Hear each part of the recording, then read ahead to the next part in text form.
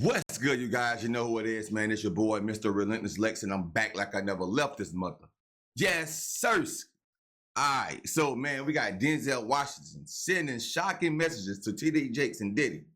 Now, we've seen some things around the internet, of course, where they say TD Jakes been hanging out in sinful places. And he's a Christian. And we feel, well, I do feel like as a Christian, you shouldn't be in certain areas, certain places among certain people. It's okay if you don't partake in those certain things.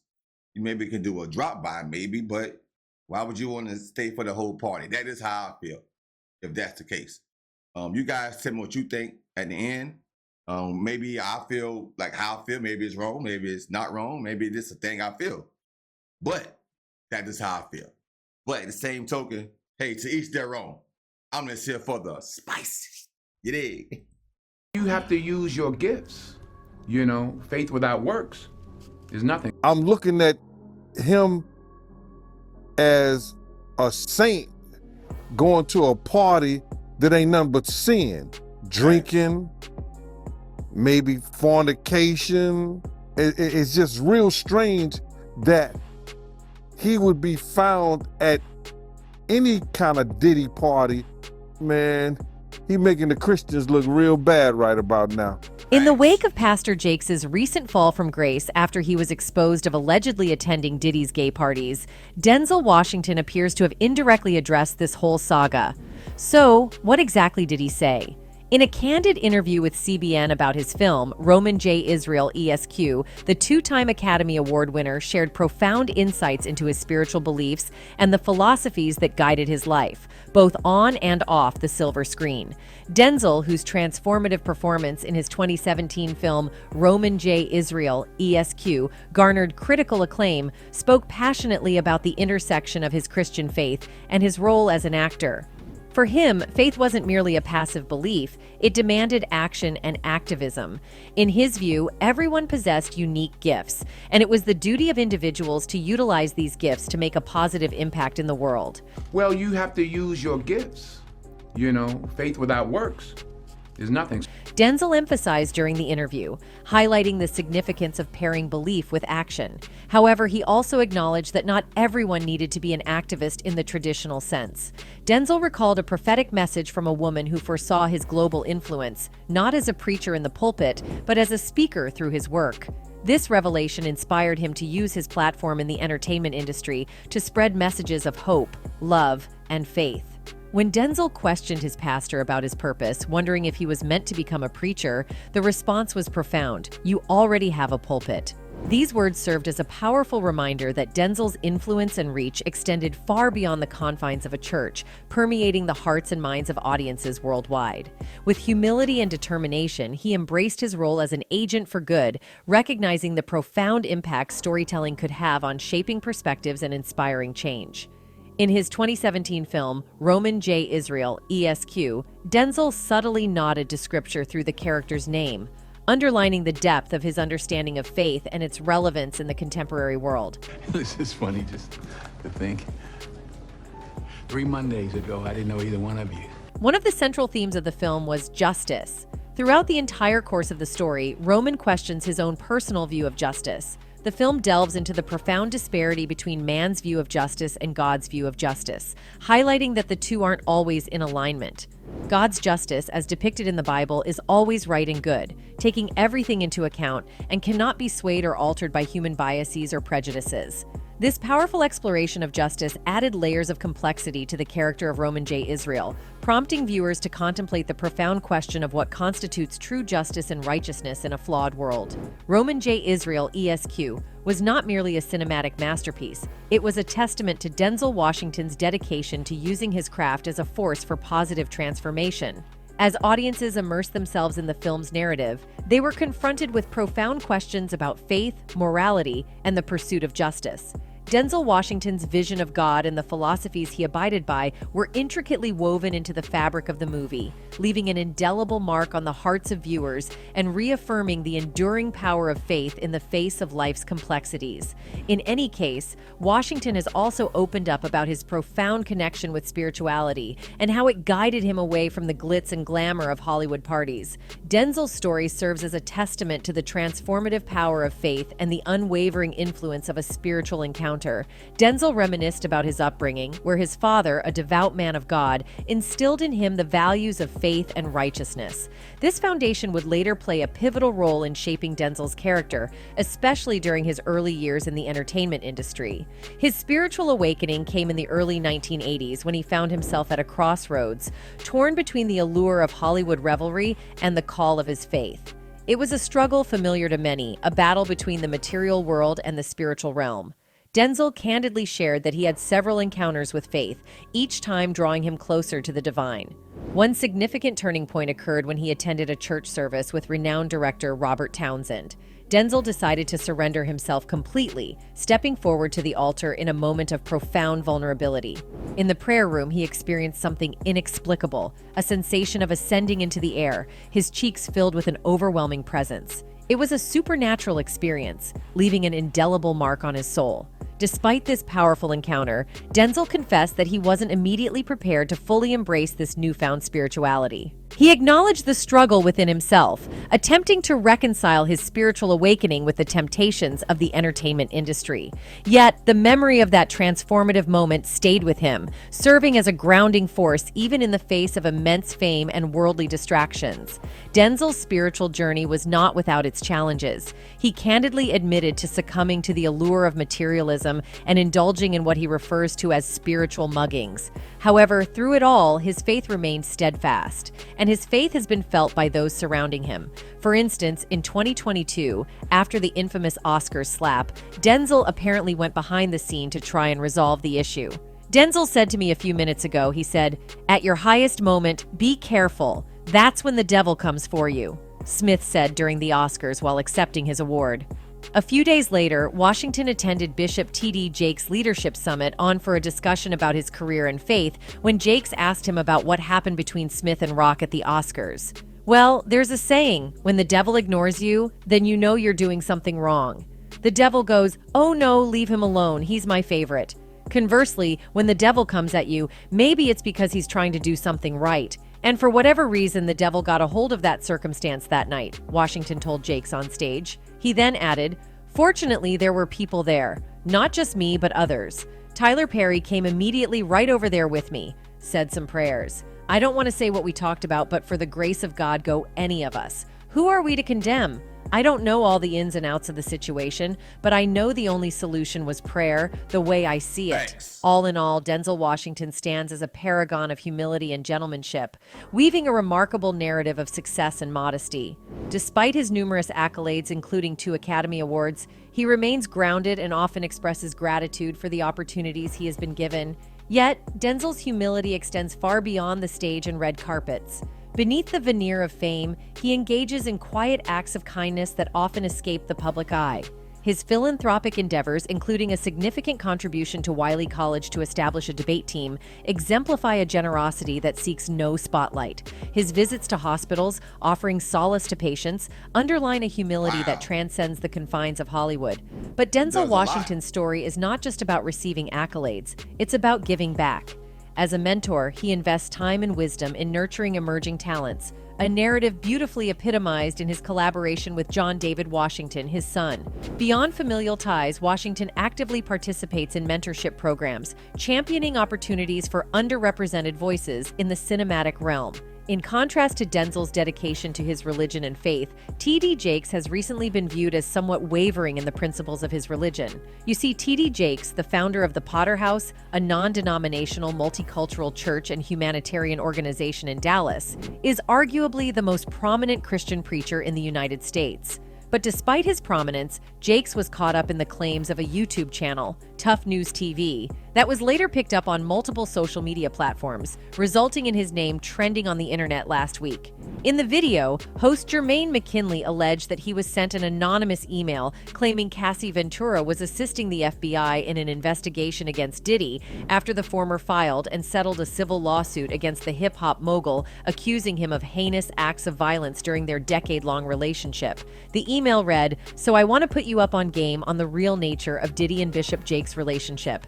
But first, let's understand that Bishop Jakes is not of God. He is undoubtedly a Freemason, and so was Diddy. And I say he was because it seems as though he has been stripped of his protection, privileges, and power. But make no mistake about it, his soul is still spoken for by the devil. He will never be able to fend off or escape that harsh reality. Anyways, I'm told Diddy and Jakes masked the real nature of their relationship." According to the email, back in June 1983, Kim Porter claimed T.D. Jakes was accused of messing with a young guy just a year after tying the knot with his wife. The word is, the whole thing got hushed up somehow. What? Fast forward to 1999, when a guy threatened to spill the beans on Jakes. Mysteriously, he vanished. Pastor Blank spills that the dude got paid off to stay quiet. 2 years later, the same guy turns up dead with a gunshot to the head. This all went down at Emmanuel Temple of Faith in Smithers, West Virginia. Rumor has it folks from Jake's hometown insist he's been on the down low with guys all along, and there's even talk of some older pastor G. him. McKinley also claimed Cassie had turned over incriminating evidence, including Kim Porter's burner phone and USB device containing footage of one of Diddy's S parties to investigators. McKinley also said that Jakes was in attendance at one of the parties where he allegedly slept with multiple men. McKinley then alleged that multiple male escorts would supposedly corroborate the allegations against Jakes, and a young male was poised to sue the bishop over crimes that allegedly occurred when he was 16 years old. In addition to all this, rapper and hip-hop artist Mace also revealed what he knows about the relationship between Diddy and Jakes. If you are a fan of hip-hop music, you may have heard about the ongoing beef between rappers Mace and Diddy. The two used to be close collaborators in the 1990s, when Mace was one of the biggest stars signed to Diddy's Bad Boy label. However, things turned sour in the early 2000s, when Mace felt that Diddy was exploiting him and not paying him fairly for his work. Mace has been vocal about his grievances with Diddy, especially after the latter gave a speech at the 2020 Grammys, criticizing the lack of respect for black music by the industry. Mace accused Diddy of being hypocritical and of withholding his publishing rights for 24 years. He claimed that he offered Diddy $2 million to buy back his publishing, but Diddy refused and asked for more money. But what does Pastor T.D. Jakes have to do with this feud? Well, according to Mace, Diddy has a surprising connection to the famous preacher. In a recent song titled Oracle 2, The Liberation of Mace and Betha, Mace dropped a bombshell that shocked many fans. He rapped, "Diddy got a deal with T.D. Jakes, that's why he never paid me. He knew I'd be free one day, and he ain't want me to say what I'm about to say today." So what does this verse mean? Is Mace implying that Diddy made some kind of deal with T.D. Jakes to silence him or to prevent him from leaving Bad Boy? Is he suggesting that T.D. Jakes is somehow involved in Diddy's shady business practices? Or is he just throwing out random names to stir up controversy? Unfortunately, we don't have a clear answer to these questions, as neither Diddy nor T.D. Jakes have responded to Mace's allegations. However, some fans have speculated that Mace may be referring to an incident that happened in 2014 when Diddy donated $1 million to T.D. Jakes' church in Dallas. At the time, Diddy said that he was inspired by T.D. Jakes' sermon and that he wanted to support his ministry. However, some critics questioned Diddy's motives and wondered if he was trying to buy favor with T.D. Jakes or to get a tax break. Some also pointed out that Diddy has a history of exploiting artists and not paying them what they deserve. This donation could have been part of a larger scheme to keep Mace under his control. As if that's not enough, in 2022, a video of Jakes attending Diddy's 53rd birthday party caused a stir on social media.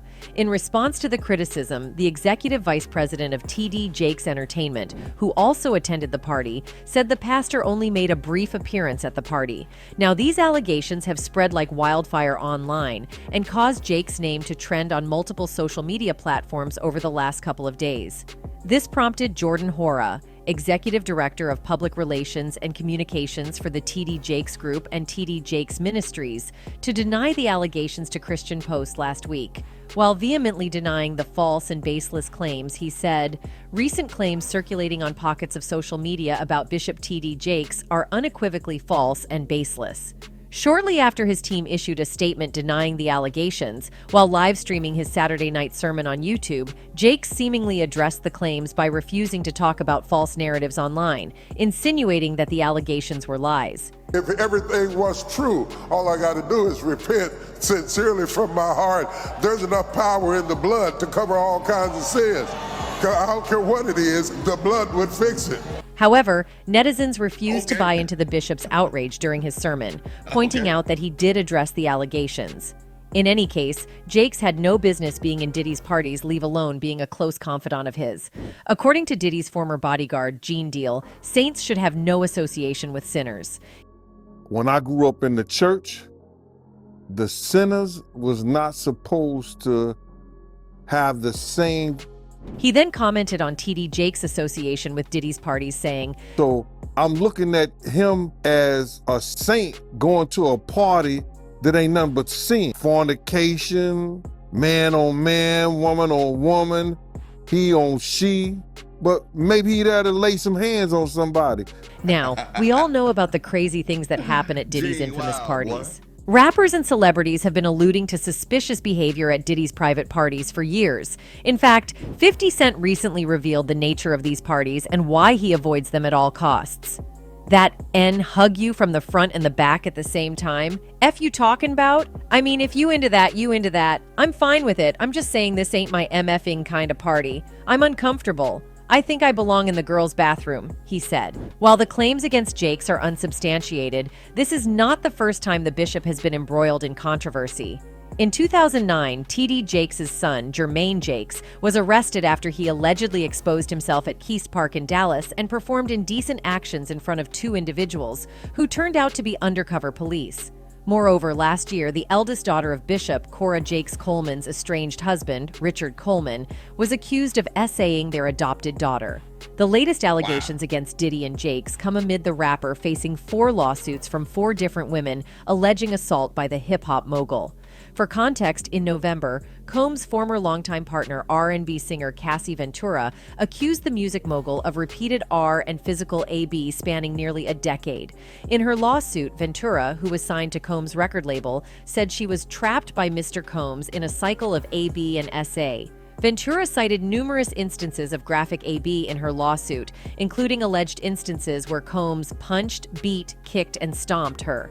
Combs and Ventura settled the lawsuit one day after she filed. "We have decided to resolve this matter amicably," Combs said in a statement. "I wish Cassie and her family all the best. Love."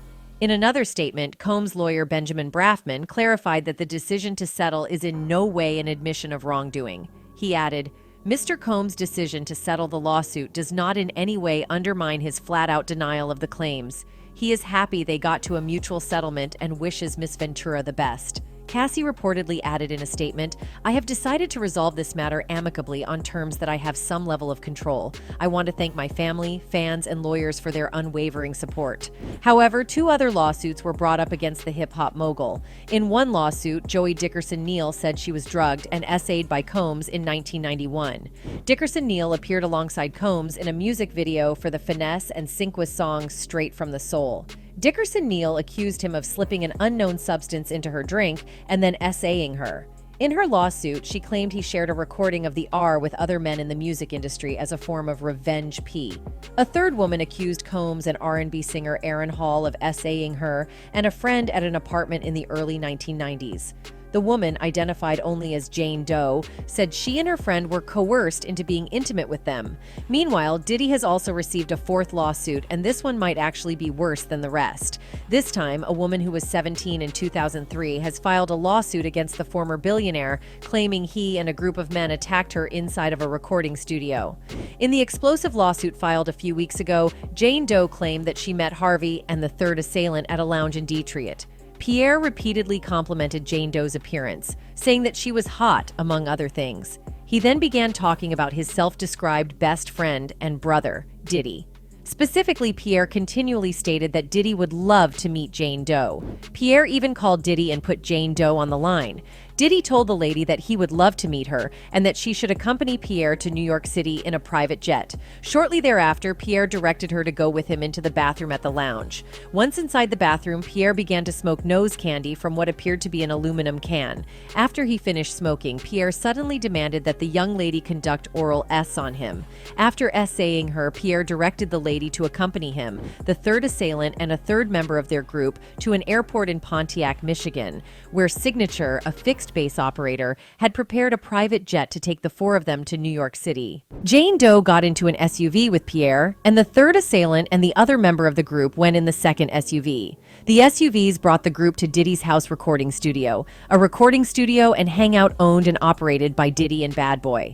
When Jane Doe arrived, she was escorted into the building, where she distinctly remembers seeing a sign for the company, Technicolor.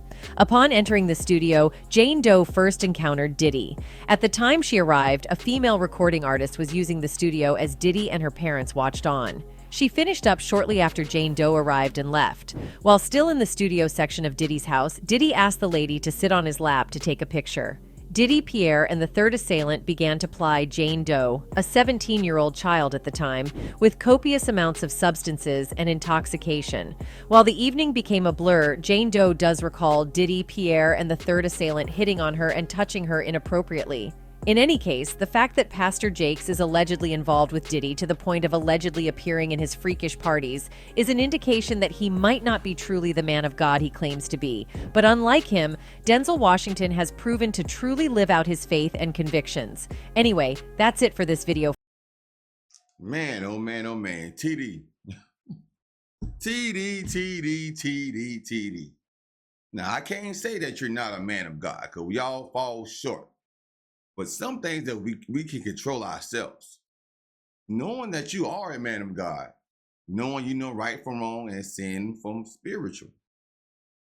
I don't see why it's okay to have a friendship with anybody, but don't put yourself in certain rooms and certain situations, bro. Knowing that all the eyes of the world is on Diddy. He has a great influence. And you know it's going to be people recording and filming, the other people's there, and you know you're going to get blasted for it. And for Diddy to give you the $1 million donation, I think that was a tax thing, bro. That's what it was, man. I really feel like that was just a tax write-off. This is crazy. That's why it's so hard for people who's not Christians or who's not into, spirituality and everything. When they look for answers, and then they see things like this in the world that's taking place, but then you got TD Jakes and you got Diddy that's wealthy. They are wealthy people. But look at the things that they're being accused of doing. So when you have people like myself and others that, just looking at them from the outside looking in, from the outside looking in, it's almost like, how do y'all get so blessed to be having these type of allegations against y'all? Like, why would God bless these? Or is it the devil? You see what I'm saying? It could be the devil's blessings, bro. So you guys, man, don't get it twisted. This is not of God. These things that's allegedly being accusations of these two particular people, they're not of God, bro. They are not of God. In the Bible, it does says God sat amongst the sinners. But that was before he resurrected, he went to hell to give the sinners who's already in hell a chance to believe in him. Not like this. Not like this, man. Not like this. Man, welcome to 2024, man. Relentless Lex YouTube channel. Hopefully you guys are going to enjoy it for the upcoming 24 year. I'm excited about this year. We're on the road to 100,000 subs. Can't believe it. And we're almost there, man. So make sure you're subscribing to the channel. Make sure you're smashing the like button. And make sure you're shooting me a comment and let me know how you guys feel about the content and what's taking place in the message. You dig?